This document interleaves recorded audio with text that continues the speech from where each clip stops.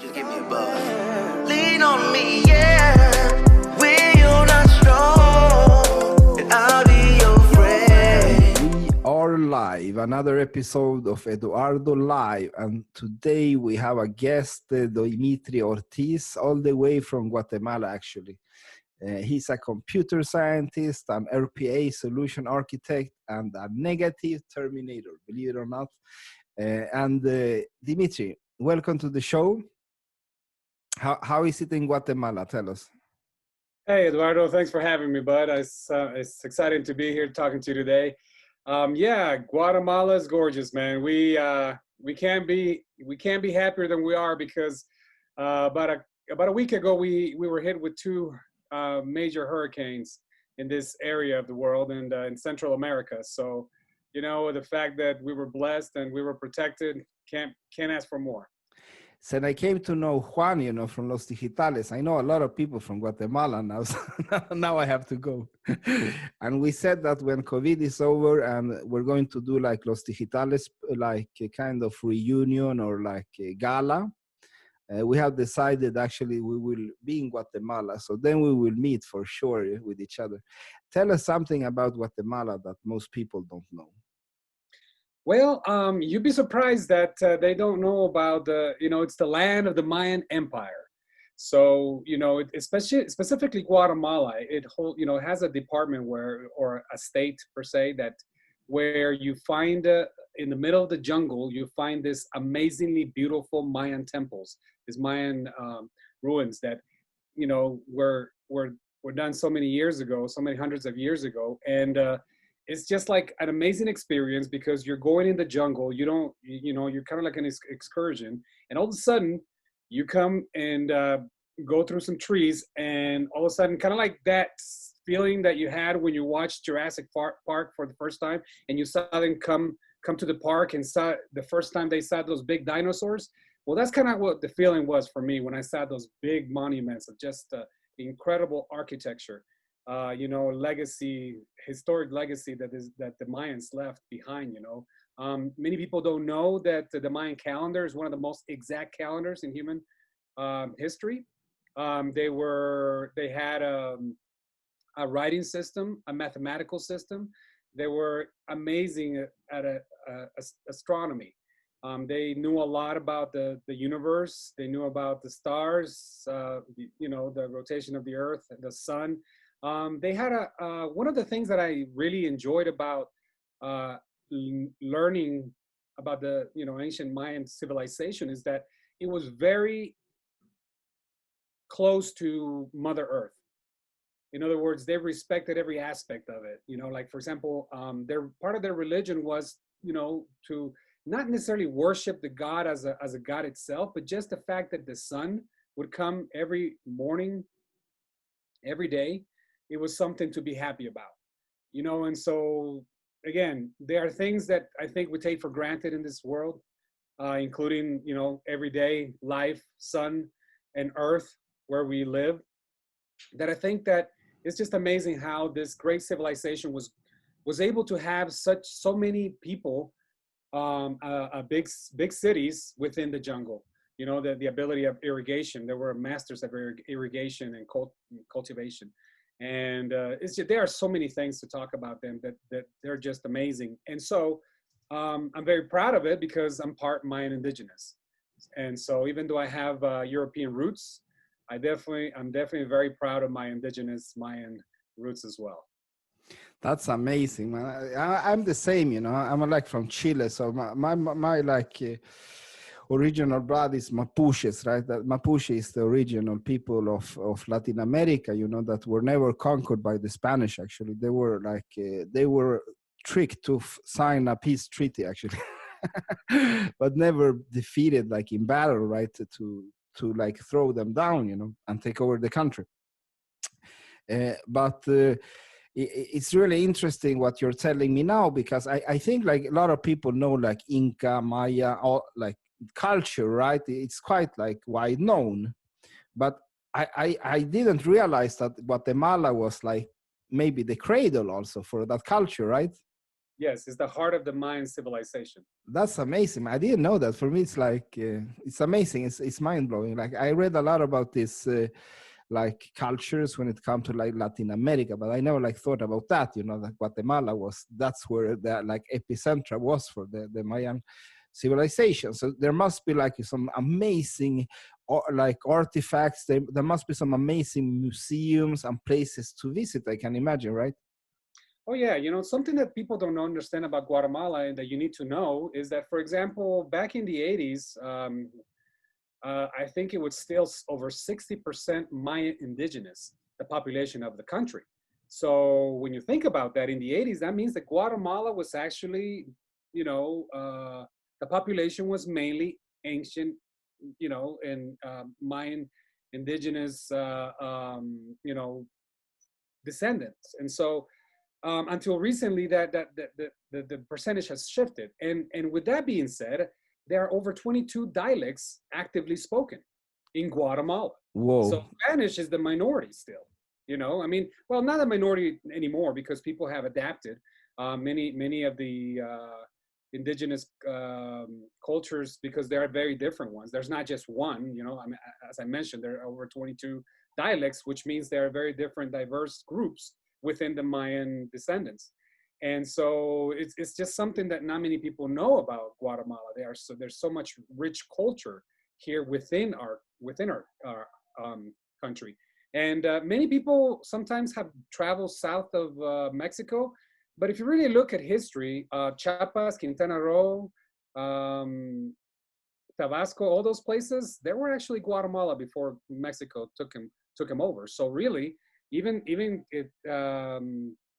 the southern ruins that are there, Mayans, they were part of Guatemala before they were Mexico. So as I said, Guatemala has always been the main the main representative of this amazing civilization. And like I said, like you know, next to us there's Belize, next to us there's Honduras and El Salvador, and none of these countries, including Mexico, has as many Mayans descendants as we do, because again, there are no other countries that have as many indigenous Man, as I we do. can't wait to go, man. I can't wait to go. You're telling me so many things that triggers me, and you know, like I do a lot of mindfulness in my life, and I do what I'm doing now is a lot of like I have this session called check in, check out, and check in is kind of what I do, like my gratitude. You know, like gratitude for the sun, gratitude that I'm breathing, the things we take for granted, like you're saying, right?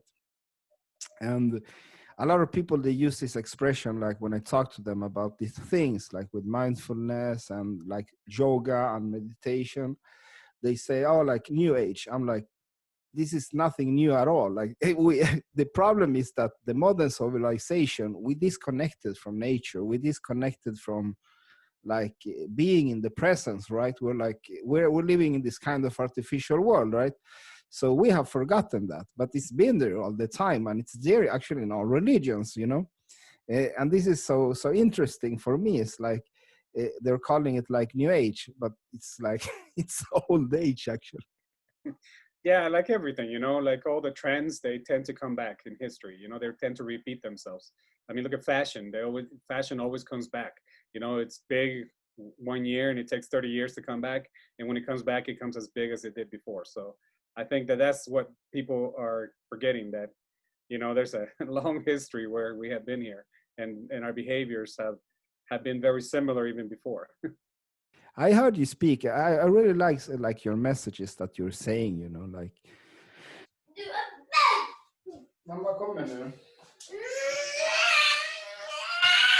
Inte stoppa då.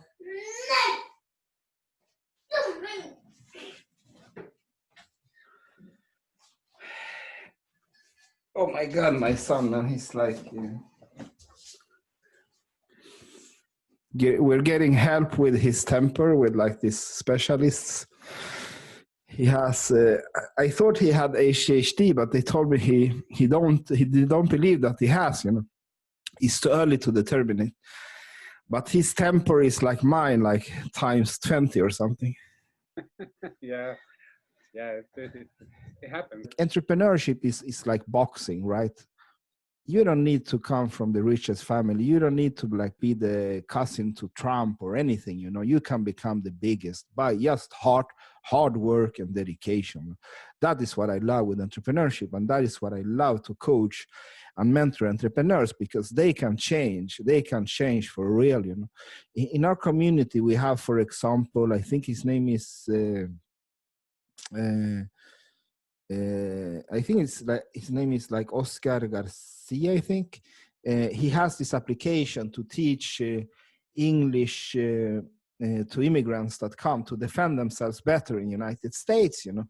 And that is like, he's not the only one that has application to empower our people. We have other applications to that are going on. It's like projects that I try to support. Either I try to connect them with people like when they contact me, right?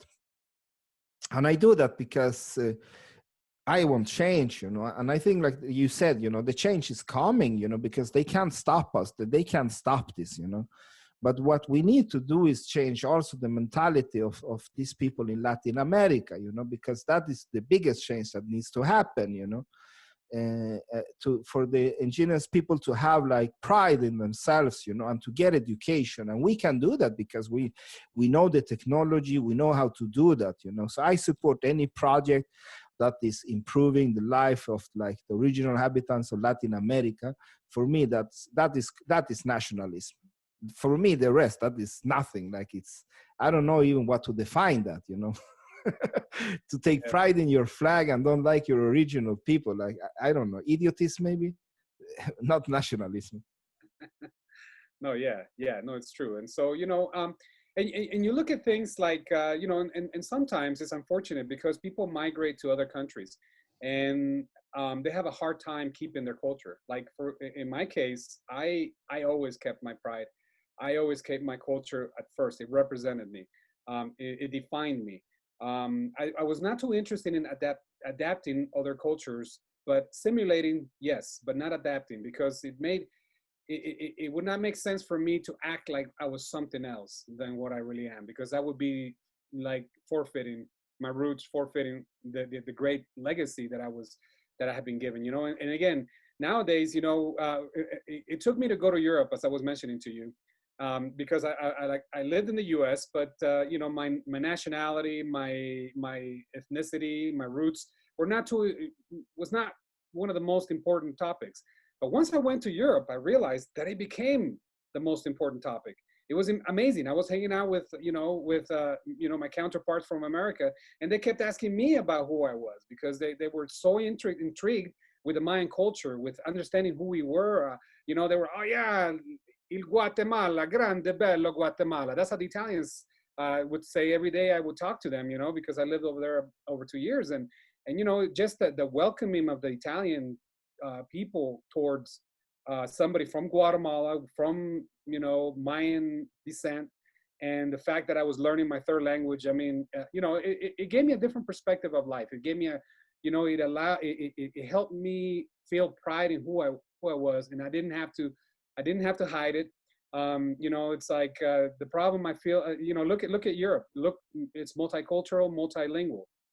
And for the first time, I felt, you know, it was a great thing to learn languages. And that's the reason why I'm on my 5th language now, because, you know, I love languages. I love cultures. And, but it took me, look how much I had to travel to understand these things. And so that's the reason why I was telling you that I think that technology is now going to give us the opportunity, without having to do the physical traveling.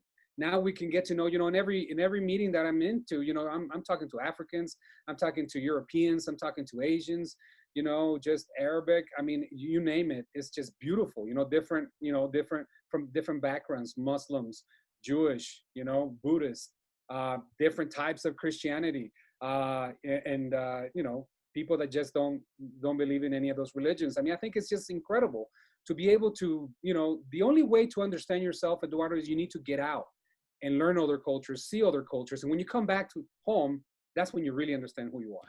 Yeah, and that is the thing, that because I grew up outside, and when I go back, you know, when I went to Colombia, like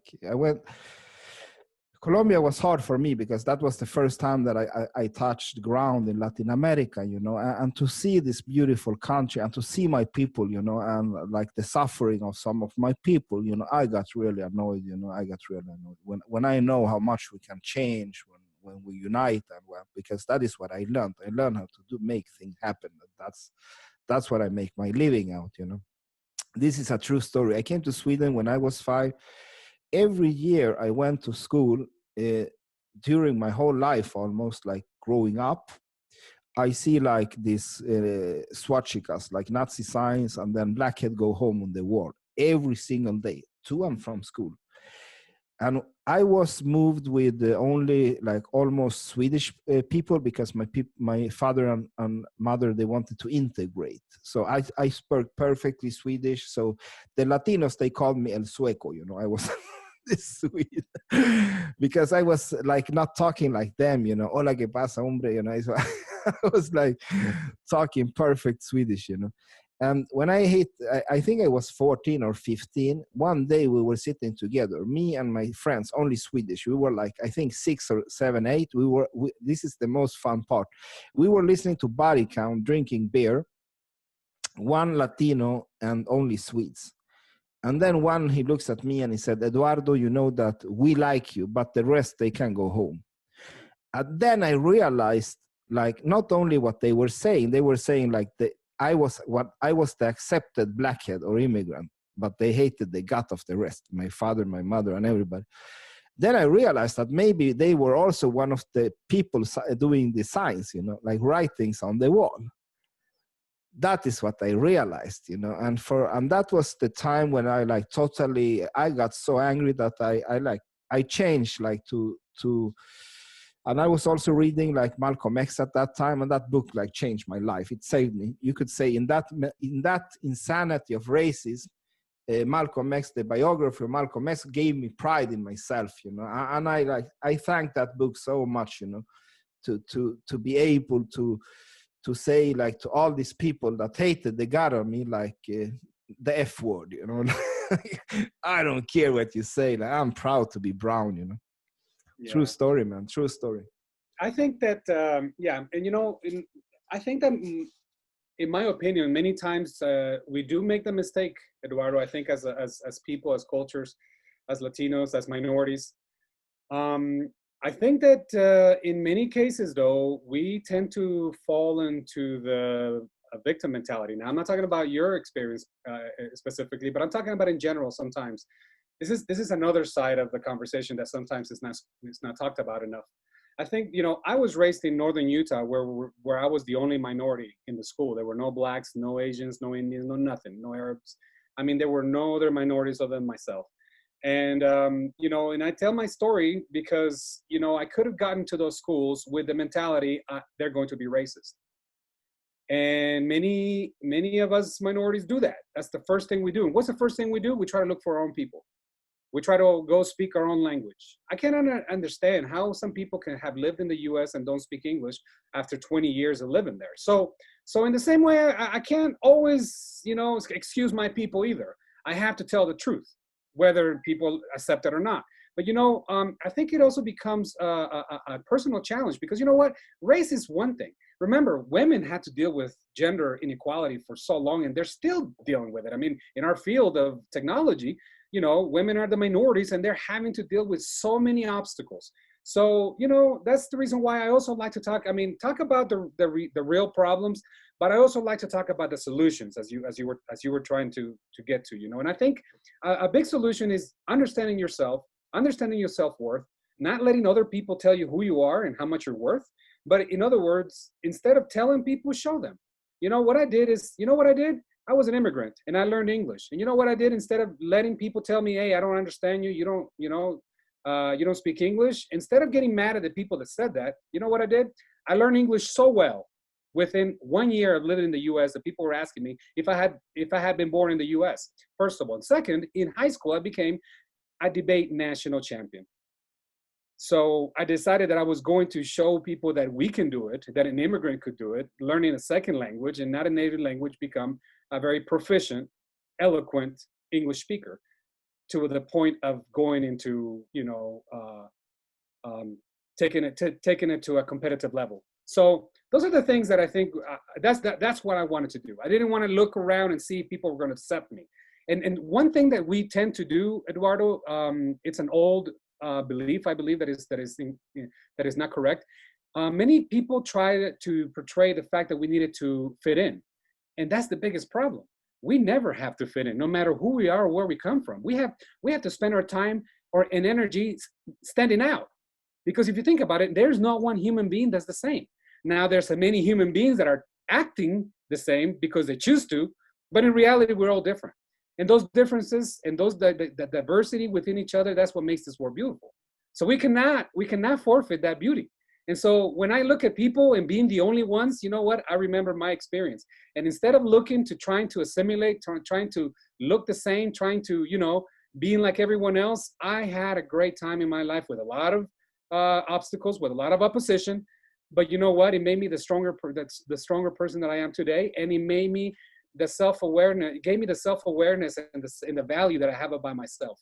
And so, you know what? That's why I took it everywhere. I went around the world. I went to different cultures, learned different languages, because I realized that there's not one other Dimitry. And I cannot forfeit that beauty, that uniqueness that I can give the world. So I don't need to fit in. I don't need to sound like anybody else. I don't need to be like anybody else. And once we have that, once we share that message, I think that all these little things that we're talking about are going to dissipate. They're not going to be strong enough because they're not real. They're just perceptions. You can say we're confused because until real knowledge comes in, we're confused. And confusion creates a lot of, suffering, a lot of harder work, a lot of just less happy days, And so I think that once people understand that every one of us has value, that every one of us has something unique, that every one of us was endowed with different talents and gifts, and we work on those as opposed to work, paying attention to irrelevant, superficial stuff. When we focus on the greatness that we have, how our Creator, He created us to be creators as well. So when we start to just literally deep into that, and understand the value of each of us, the power that we have in our minds and the ability to create, to innovate, to invent, to do all these things, that's when the world's going to start to, really take advantage of every one of us and in our uniqueness. And it won't matter because every uniqueness is going to be valuable. Every uniqueness is going to be more welcome because we are going to try to bring the best side of ourselves with a lot of hard work and dedication. Man, I could listen all day to that. That is my gospel, man. That is my gospel. I will be very honest. When I was like 17, 18, I was a very, very angry young man. For me, it was like, I didn't navigate by any Nazi skinhead. Now it was like, if they don't move out of my way, they will have problems. And I don't care how tall you are or like, I was in a totally different mindset. But what happened was that when I started to around my 20s, like my mother passed away, I had to like rethink my whole view of the world, and of course I wanted it to change. And these people that I had a lot of hate to, all these people that were treating my people bad in my own country, and all Latin America, not only in Latin America, in all these countries, I was a very enlightened person in a sense that I read so many books, For me, like Malcolm X was just like the tip of the iceberg of all the quantity of books I have read in life. So for me, like, but I took it the wrong way because I was like very, how can you say, I was like, okay, we need to confront by any means necessary. But what I realized after my mother passed away, when I did this kind of like journey in myself and this healing process, was that I discovered that maybe they are just misled. Like these haters that hate me or mistreat my people bad, they're still humans, but they learned the misbehavior, like you said, they're miseducated maybe, like to act this way, right? But because what I discovered was that when you put people in a room, like, doesn't matter where they come from, and you force them to solve something, they will do it, like. And the more people speak to each other, and the more they can travel and get out of that like toxic environment that doesn't work, because that was like, we need to remember, we had apartheid not long time ago, right? Majority of Latin America was not a democracy not long time ago. It was not long time ago that they killed millions and millions of youths, in Europe. That was still, people are still alive today. We need to remember that humanity is very cruel, but it has become better. And it didn't become better because we hated each other more. It became better because we could forgive and we could move on. So I truly listen to what you say, and I love this. I love your gospel, man. So I truly think like all people are alike, even if I can get very angry at like when I see them like governments mistreating like our people in Latin America, our own people, of course it rages me, like I think like, oh, if I was there, I would do something. You get very furious, right? But I still think like the solution to move, to make the people that oppressed us into balance them equal as us and like to move forward, I think we must come together. Like there's no other way as I see it. Yeah, it's the power in numbers, Eduardo, and that's one of the things that we don't have. We have many Latin American countries, but we really don't know each other. We really don't associate with each other. We really, sometimes it's incredible because once we go to the US, then we want to be all Latinos. But once we leave the US, there's no longer that Latino thing that pulls us together. Now we have, countries, nationalities, borders, accents, and all of a sudden we start to look at the differences as opposed to, remembering that we're all hermanos y hermanas. And so I think that one of the things I try to teach people is because, inequality, I mean, you look at gay people, you know what I mean? Like that's other part of society that has to fight against people not accepting them. Religion persecution has been another issue for so long. I mean, I'm LDS. And if you think about it, the LDS religion, the Latter-day Saints in the US were persecuted from New York all the way to Utah. In the US, the country of the freedom of religion. So as you can see, there are so many things in history that there are so many groups that have suffered, so many so much opposition and stuff, that I think that instead of getting mad at what happened in the past, we should use that and look at the people that survived, that surpassed all those, that went, that even though they had all those oppositions, they still did what they were supposed to do. They still became leaders. They still became history nominations that those are the people that I look at, and then so when I think about it, instead of getting mad, because if you try to go against the ignorance, you're not going to do it, because ignorance is going to, it's going to stay the same. But what you can do, and this is something that I have always that has always helped me, this quote that says, your best revenge is massive success. Yeah.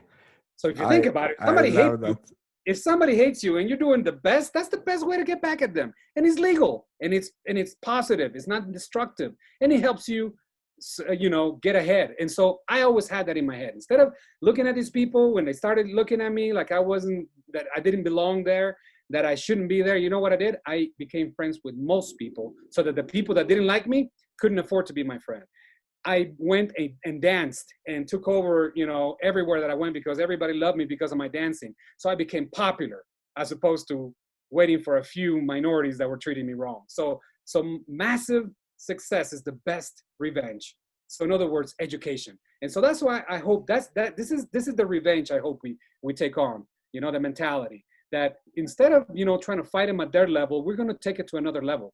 We're going to take it to a level that they may not be up to altitude. So that's what I always try to preach. We need to be our best and do and use our best. Yes. That's the best revenge. That's the best revenge you can think about. So that's why I always preach that. And so moving along a little bit about the history, I wanted to talk to you a little bit about my story, because it is a different one. It is an interesting one. When I was 10 years old, even before that, my grandmother was taken to the U.S. by professionals, because at the time, I guess there was a shortage of healthcare industry professionals, and my grandmother being a nurse and very, very well knowledgeable nurse. She was a type that would, do labors and pretty much mend any broken bone, things that normally the nurses wouldn't be doing, but because of lack of doctors, she became a doctor, and so she was very knowledgeable. So they gave her a chance to move to the U.S., and so she did. There, she met my grandfather, American grandfather, that she married. He was First and Second World War captain in the Air Force, war veteran, hero. So he pretty much, because of him, we were able to decide if we wanted to live in the U.S. or in Guatemala. We were the kind of family that we were very happy living in Guatemala. My mom had been teaching for over 10 years. She was well known in her town. We were doing well. But the challenge of going to the U.S., challenge, I mean, as in like the opportunity to take on, a different country, became very attractive to us. When I turned 10, my parents bought me a trip to Los Angeles airport, the biggest in the U.S., and it was for my birthday. On my birthday, I was flying to the U.S. when I turned 10. When I got there, my mom said, "Okay, we're going to be here for a little bit, but if you want to, we can stay long enough so you guys can learn English." We decided that we were going to do that, and we stayed there. And then I graduated high school. I moved from California, from San Diego, California, which was the first city I lived in, to northern Utah. That's where I graduated high school. I did everything that I had to do. Then I went on an ecclesiastical mission to Europe, and that's where I went to Italy, for a couple of years. And then I came back, and when I came back, this is where my professional journey starts. I was offered to start in an IT career. My sister married a Dominican, and so my brother-in-law, he pretty much said, "Hey, man, you should try computers. They're the hottest thing right now." This was back in 1998 when networks were starting to being erected, when we were shying away from AS400 mainframes and all that, and still Novell was still around, and so I was actually, so my brother-in-law told me, "Hey, you want to come and try computers?" I was like, "Man, you realize I never had a computer in my house?" The only thing, the extent of my interaction with computers was when I was in class, I would finish my class homework or my class work fast, is earlier than everybody else, so that I was allowed in the computer so I could play games, but video games, but there were games that were like language related or mathematical related, so they were not just any games, but they were educational games. So because of the the invitation that my brother-in-law gave me, I moved to upstate New York, Syracuse, for a while. And within 6 months, Eduardo, I didn't, I had gotten a few of the MCSE, Microsoft Certified System Engineering certifications. I had no prior experience. I had no, college degree, but an opening came on. I went, I sold myself to the IT department, to the IT director, and I told him that I could do it. And I told him I had, practiced doing networking. My practice was 2 towers and 1 cable. That's all I had done.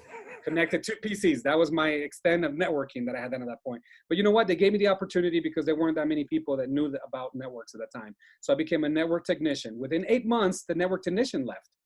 And guess who knew all the ins and outs, who had done the legwork, who had done the maintenance, So I inherited the position of network administrator at 21 years old back in, 99. So I became the responsible for the whole computer infrastructure of the biggest freight company in the East Coast. We had over 31 terminals from Maine to Atlanta, interconnected to my network in New York. It's one of the highest positions you can have in IT, especially starting out without a university degree or prior experience. So the reason why I tell you this story, Eduardo, is because that's how I started in IT, and that's how anybody can get started in IT even today. I can tell you that I think it's one of those hidden treasures that many people just, people fear what they don't understand.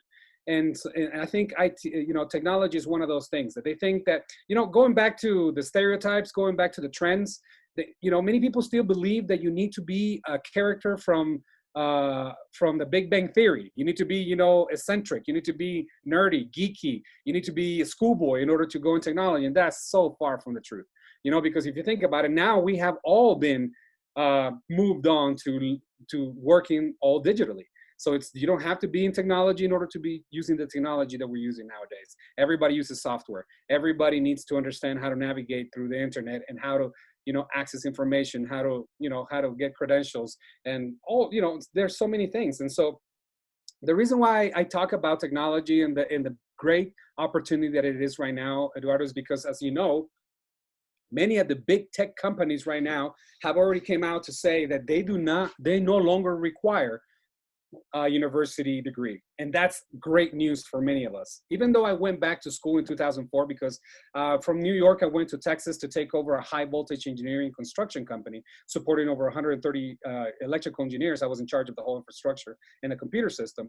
At that time, I was kind of, I guess you would say, working with so many engineers, I was, I guess you would say, challenged, because they were all university graduate. How in the world did this young guy take over the whole infrastructure, and we depend on his job in order to do our job? So there was a lot of friction when it came to, educational level. So then I realized, okay, maybe I do need, a degree. This was 2004. Obviously, it was still relevant, not like today. And so I went to school, and I went back home, and I graduated, got my degree in computer science, and I graduated in 2008.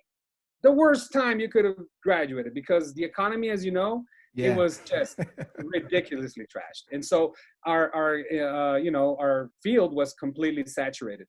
So I had to pivot, and I went and started, I always had been told that I could sell. So I went selling, door-to-door sales, representing a security and automation company. And I went through all the states, introducing the company and the name, the new name. And we did a lot of IoT technology, connecting all devices from home to the web. This was back in 2009, because now it's a little more common, but back in those days, really wasn't.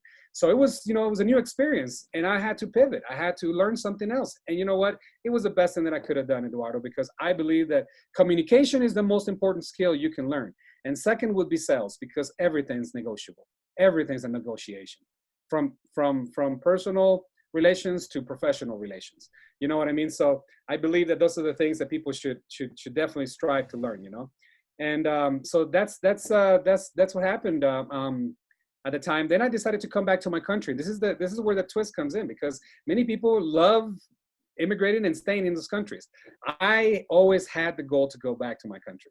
I always wanted to come back, because I felt like when I was 10 years old, I was robbed from the opportunity of getting to know my my culture, And so I came back, and I started working with a nonprofit, helping Central Americans come to Guatemala, full scholarships, room and board. We would teach them from Monday through Friday for 4 months, and we would have them graduate. And 92% of my students, by average, had a job placement after those 4 months of teaching them English in a call center, because call centers are big here in Central America. So it was just great to do that, because I was able to change a lot. Instead of them having to immigrate to other countries, they were able to stay in their country. They were able in their own countries, whether it be Panama, Honduras, Nicaragua, El Salvador, even Belize, some from southern Mexico, and Guatemalans. They were able to learn English here in their country or around their country, and they were able to go back to their country with a job. And that was one of the most, amazing things that I have ever been involved with, because I was able to help my people in a very tangible, manner. So those are the things that I came back to my country to do. Then after that, I started some businesses on my own. I recently, this year, my 5-year retail store of fashion clothing for females that I had went down, and so 5 years of hard work just, vanished. And so this is another thing that I've always been here on LinkedIn, trying to promote positivity, because, you can let your circumstances take over your mind, take over your body, and paralyze you. Or you can choose to focus on the things you do control, which is yourself, and the things you can do and the things you can focus on. So I decided to keep on focusing, and I decided to just keep on doing what I was supposed to do, which I wanted to study more computer programming. I did a little bit of web development as a side gig. And suddenly, after many months of just, consistent hard work, in August, I got a new job as a head solutions architect for a robotic process automation company. So, you know, it's just one of those things that, you know, it just proved to me that it's true. You just need to stick to what you know. You just need to exploit your abilities, your knowledge, and keep on building it. Keep on building what you have and make something great. And now I can tell you that I pivoted and I had to, you know, again, do it again. And now I'm back in my field doing, working with the fastest and most successful technologies in business right now, the fastest growing next to AI. So, you know, you can't go wrong when you do things like that. You know, you just have to believe in yourself and just grind every day. Believe that your hard work will pay off. Man, your story gave me so much reminiscing from my own life, actually, because I started university in '98. So I know a lot of the expression that you're talking about, and when everything like the web started, right? Because Tim Berners-Lee invented like the World Wide Web as we know it, you know, and you could create stores and everything, and people don't understand, like Amazon, all of these things like Google didn't exist, you know, they came up when we started in the industry, right? So I get all these flashbacks, you know, like playing Quake 2 in the university, running a company. I had such a great time in university, man. And another story like that is related to so close to your story is that actually that I started with sales, my career. And that's the thing that saved me, you know, like all my life. Learn how to sell to anybody is the biggest gift I ever got, you know. After getting my brain, actually. And what I do today as a digital expert, tech lead, you know, I have had all the roles, but I'm still teaching programming, and I love that. You know, that the best thing I know right now is teaching how to do good programming, like to my colleagues, to other engineers. I love that one, you know, and I'm thinking of taking it out to the web, you know, to my people, to do it in Spanish, you know, to teach programming to everybody that want to learn it. Like how do you build a web store? How do you build a website, you know, with all these technologies that are there, like cloud services and all these kind of plug and play solutions. You know, there's so much things you can use today that you don't need to know so much programming to create, for example, a web store or a website for your company, you know. I love the teaching part. So there's so many things I relate to your story actually when it comes to that. But the thing is that when I entered university, the first day I met these people that were immigrants, and they looked really sad, you know. And I asked them why they were sad. They said that everybody got a job. Everybody got a job except them at the company that they did the thesis at. So I was so stupid that I asked them why, you know, and here I have like 2 Africans, 3 Arabs, like maybe 1 Latino, I don't know. And they didn't speak perfect Swedish like me. So it was nothing about like racism, right? It was more like they didn't speak like good Swedish, you know, and probably they needed that. But I know, you know, that they would have done the work superb, right? They would have done the job even if they couldn't speak like perfect like native language, right? We all know that, you know. Anyways, so there and then I decided to start a company actually. So that is the thing with me, like when people trigger me and tell me that I can't do something, or they put limits in front of me, you know, like you can't enter this room, Eduardo. I trigger to all the I will enter that room. Yeah, like watch and see me, you know. Don't tell me that, you know. I've been living all my life being pressed down, you know. And then when you reach a level when you can like do things, you know, then I go all in, you know. So I had like transformed mentally from when I was a child, like I felt very scared of all these things around me, you know, but the thing is that I became very positive. So like you said, and that is why I connected so much with you and Rob and all these people on LinkedIn, right? Because we have like gone beyond that. Like it's not okay, that happened in the past, you know. When I speak about it, I'm very like emotional, but I'm not, this is the truth, I'm not angry about it, you know. I'm not, like it made me who I am, like you said, you know. I couldn't be so strong. I couldn't have everything I have if all of that did not happen. So in a sense, you can say, I wish they didn't do that, but they did me a favor, you know. they pushed me. And that's what you have to understand, Eduardo. Everybody needs to understand that, you know, I don't understand why people seek a simple and easy life, you know, because a simple and easy life never taught anything, never pushed anyone to do great things. You know, we can only see our greatness until the moment we are challenged. That's how we are. Otherwise, we're conformist. We like things plain, simple, easy, you know. And so I believe that when you know, I think that people should understand that opposition is your friend, and that's like your best ally to be able to surpass and to learn from and to become greater. Because again, comfort is the enemy of progress. So I wish people understood that. And that's the reason why, you know what, it doesn't matter what comes my way. That's the reason why, as you mentioned, I'm the negativity terminator. The reason why I'm the negativity terminator is because I chose to build a big filter around my life, that anything, whether there's just two choices, whether it's constructive or destructive. And I am not going to allow destructive be in my life. So everything that is destructive gets purged. And so I am on, it's a full-time job. It's an everyday thing. It's an every moment thing that you need to always be filtering everything that's negative, everything that's destructive, and focus your energy completely, laser focus on positive, constructive things. And when you do that, you know what? All this opposition just becomes part of the training, part of the process. And if you don't go through it, you're going to have to find out sooner or later. I'd rather be sooner than later, because the sooner you learn, the sooner you get hit with it, the sooner you understand how to fight back, the sooner you understand how to get up again, the sooner you understand how to be a warrior, how to be a true warrior. And that's the reason why it's not that I like to be positive and ignore the negativity. No, I terminate it completely, because it doesn't have any place in my life. You know, opposition, yes, because opposition is just a challenge, and challenges make you great. So bring it, bring it, because my attitude towards life is so different than it was many years ago.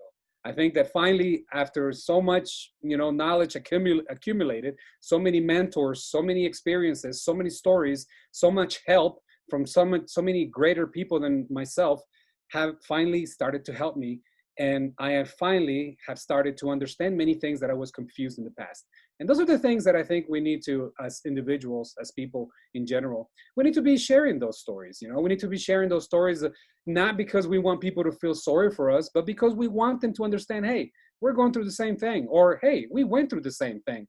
And this brings unity, this brings power, this brings motivation, brings direction towards the right place.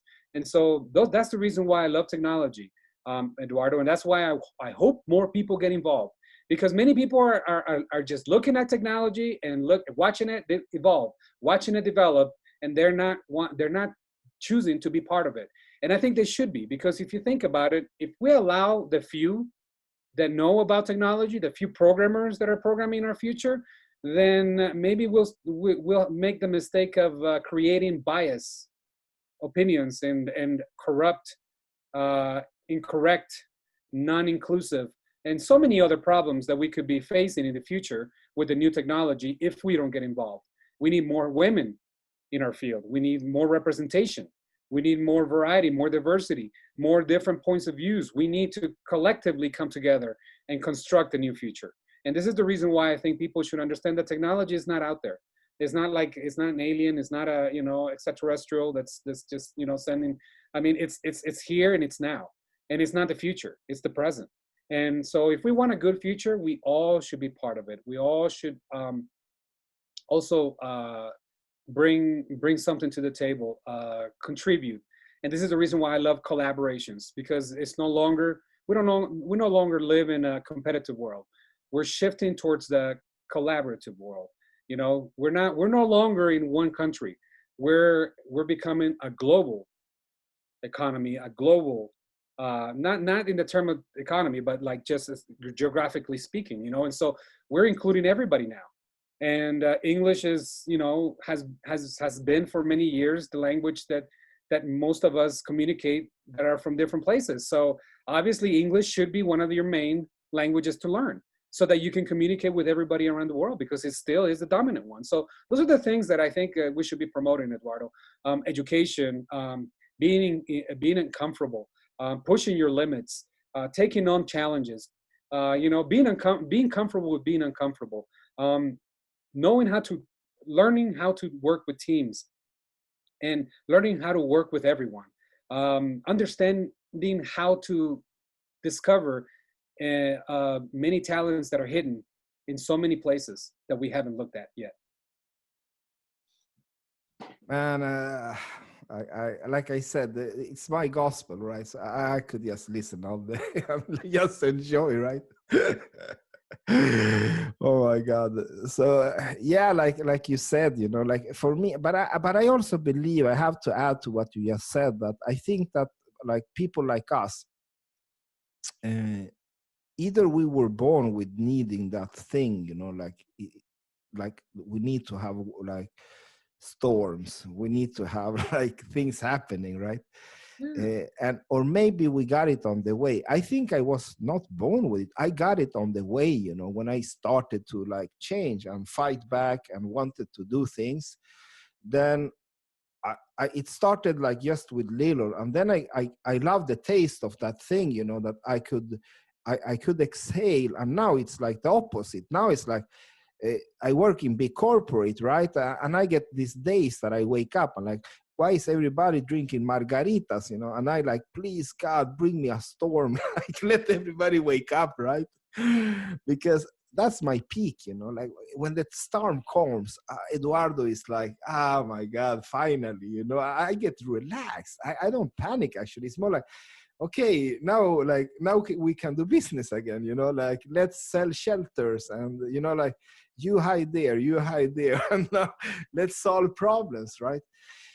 And I think that the reason that I'm doing so many things, like I'm like doing my podcast, I'm like, because maybe I don't have it in the daytime anymore. It's such a big corporate. It's like everything is called like money always come, And I lived so many years like fighting every day just to like, oh, we need to pay the employees, we need to pay, it's like, and suddenly I started to love that, to the change, the constants happening and solving problems. I just love that. I don't know. But see, as you noticed, Eduardo, it's not that your world changed. It's you changed how you looked at the world. When you changed the way you look at things, the things you look at change. So as you can see, that's the reason why I hope that people get off this like, rant about just looking at the negative, looking at what's uncomfortable, looking at what they don't like. And I don't have energy for that. I don't know if you do, but my energy is limited, unfortunately. I have arthritis. Since I was 7, I've been suffering with very bad health. So there has been many challenges in my life. But either way, I have not allowed those things to define me or to dictate what I do. I mean, I was still an athlete. I'm still a dancer. I'm still a crazy guy that loves extreme sports. I still do everything that I did when I was 18. I mean, really, I don't want to stop. I don't want to believe this thing about getting old means stop doing things. I thought that it was an accumulation, not a subtraction. You know what I mean? So I believe that the older we get, the better we're supposed to get in many aspects of our lives. So I don't like to let life or let society or let anyone dictate what sounds good to me. Because really, I see that many of us in the world are very confused. We have followed old trends, very antiquated, lies in a way too, limits that people have placed in our heads. But remember, it is us that choose to obey or not. And that's where my rebellion comes in. I'm a rebel with a cause, and normally is a good cause. So I will always be a rebel. I will always, being a debater, I will always challenge the status quo. I will always challenge everything that's in my way. I will never take anything face value. I will always discover. I will always research. I will always ask. I will always try to understand more than what it's visible or tangible. So, you know what I mean? So those are the things that we need to be exercising, Eduardo. We have the right, we don't control our circumstances, but we definitely control how to react to them, which means that's a lot of power.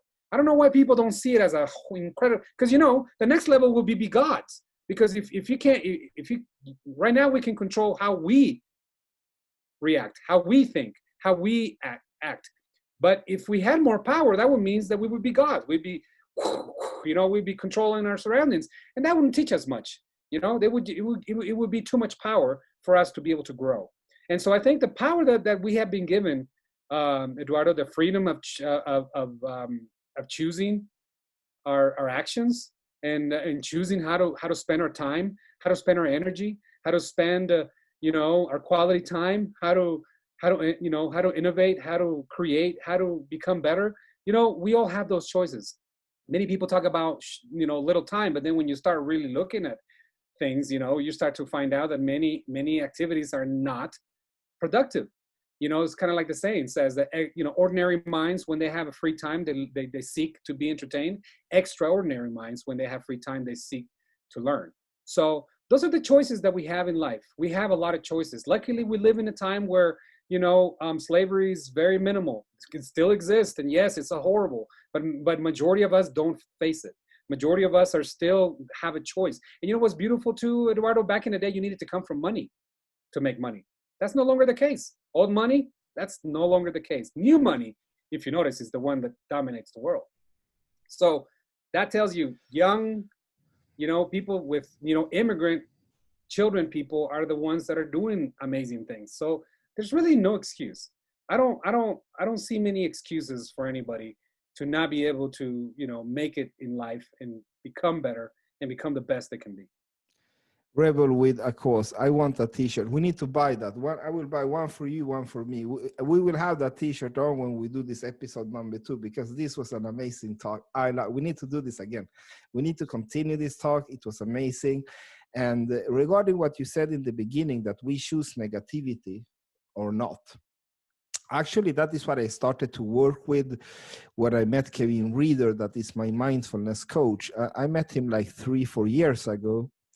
And he said, like, why are you here? Like, what do you want to achieve? And I told him that I want to be less Malcolm X and be more John Lennon.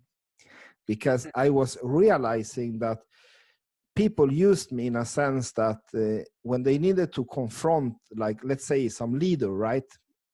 They came to me because they know that I don't back for nobody. Like, if somebody misbehaves, if somebody breaks the values, I take that very seriously, you know? And I'm like, for me, like, I do what I need to do to defend, like, the herd, you can say. Like, for me, everybody should be entitled for a safe workplace. For me, that's like a holy thing. I truly believe in that, you know, like, that is inclusive, that is, there's, like, you treat women good, you treat everybody good, right? Because you can't buy time, you know. And for me, it's like, all these people are working here, like, putting their time. We should treat them good, you know. And if you don't treat them good, I don't care if you're like the CTO or who you are, you know, I will let you know, you know. But the problem was that I realized that when I was taking this, like, challenges on myself to okay, I will do this confrontation, was that I also did that in, like, when I was reading the news. I got very angry at, like, this presidente, you know. And I chose to be angry on this presidente. And I was like, how could they vote for him? And then I was angry on all the voters, right? And then I realized, how can I be like, angry on so many people, calling myself a humanist? Like, that doesn't add up, right? Yeah. No, So that's the reason why those are just destructive focuses. You know what I mean? Because it really doesn't define us either. You know, it's like, it's amazing how lately people have become divided from political views. I mean, what? I mean, first it was religion, now political views. I mean, just incredible. You know, it's like, I don't understand why we just can't learn from each other and understand how we see these things different. You know, I don't think that there's always a right or wrong. Sometimes there's just different points of views.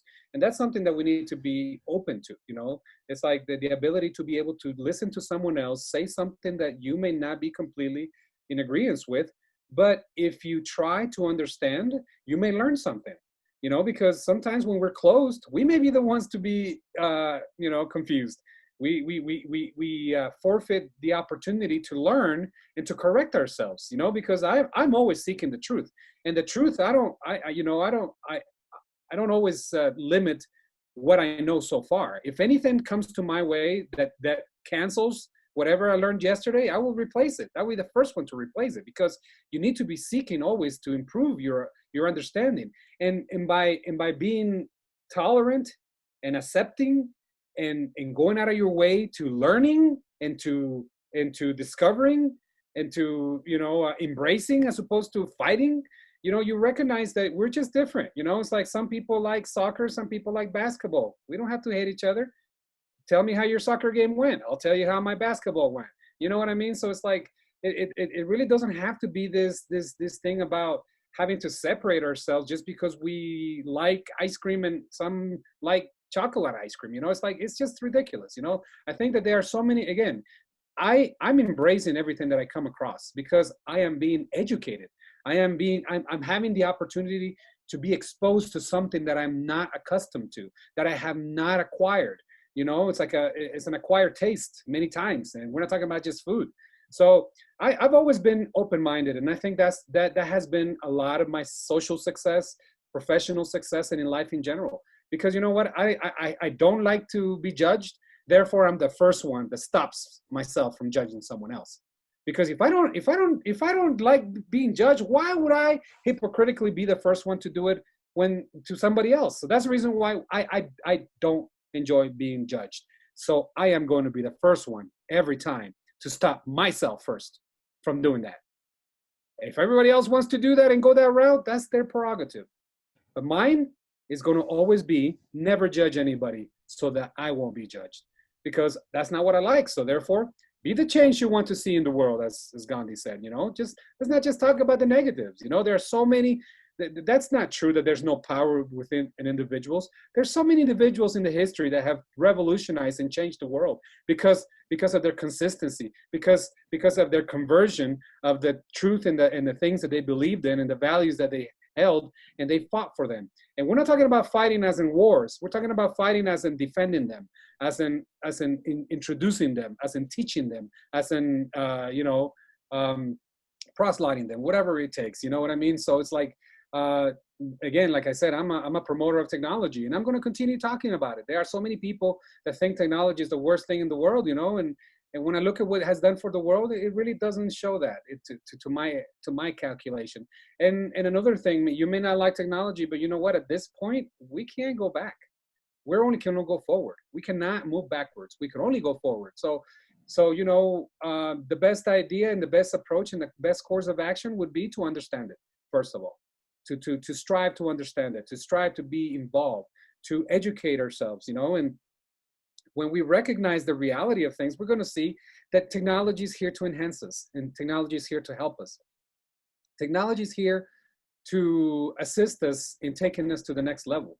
Now I would like to just mention real quick, I work for a company that STA Group, Scale Through Automation. What we're doing is we're pretty much, after this COVID, many companies are going to go down. Many companies are going to have a very hard time coming back from this hit. Myself, I lost a 5-year company, and so I know what it feels to lose a company because of a condition, circumstance, or situation. And with this robotic process automation that is coming, in other words, we're automating business processes. Now, many people look at it and start to bring their evangelization from Hollywood movies that they have watched, and they start to think that, oh, that's exactly how it's going to go. And I'm thinking, okay, so what are these prophets that wrote these movies? And that's the reason why that's the way it's going to be. It's never the case, because that means that the war movies should tell us that we're always in war too, so no. It's just like, I think that people fear what they don't understand, Eduardo. And I think that's the reason why I take it very seriously to educate and promote technology, because if you think about it, we're trying to get people, 100 years, we used to be only working in the fields, working the land, working physical, manual, hard labor. If I were to grab one of those persons from then, and I were to bring him to today, like somebody from 1920, if I were to bring him to 2020 and I showed him what we're doing right now, me talking to a window with colors and watching it in trance all day, they would call me crazy. They would call me a witch. They would call me a sorceress. They would call me alien. They would call me so many other things because we were not ready, because we didn't understand if we were at that time. But if you think about it, why would I be sad that we're no longer working the land? Why would I be sad that we are now using more our intellect than our physical bodies? Why would I be mad about the fact that we all have a chance to really take our abilities to the farthest and most potential, the biggest potential? You know, and this is what technology is going to allow for many of us. And this is what process automation is doing. Instead of having to spend 15 to 20 hours on repetitive, manual, boring, mundane tasks, now we're going to, you know, automate that so that we have more time to do what we were meant to be, which are creators, innovators. We can focus on things that are more value. We don't go to university to be stuck with in slavery of this manual work that we're doing right now. So I'm hoping that people understand, hey, the next, the fourth revolution, industrial revolution is here, and it's here to help us. It's here to free us. It's here to give us opportunities we have not even seen and recognized yet. Man, I love this talk. This was an amazing time, my friend. I'm so happy that you came over to the show. And people that were listening today, how can they contact you? Like, what is your preferred channel of communication? I would say LinkedIn. I spend most of my time there because I interact with people around the world, professionals or entrepreneurs, people that, have so many great ideas and possible collaborations. I'm all about collaborating. I'm all about participating. I'm all about contributing. And so LinkedIn would be the best place you can find me, Dimitry Ortiz. You find me the negativity terminator. I will add the link in the description for everybody. So if you find this video on YouTube, or if you find it on LinkedIn, you will have the link, so you can contact Dimitry. And I really hope that I could have you here again, like next year, like to have the follow-up, to see what did we learn from the last time. Are we even beyond John Lennon? Maybe we're like elevating. Or maybe we reach another level in our consciousness. Yes, we have evolved. Boom, and there we end the show. Thank you for coming, my friend. Hey, thanks everybody. Much love. You heard it. Much love. Eduardo Live. Bye bye. Just give me a buzz. Lean on me, yeah.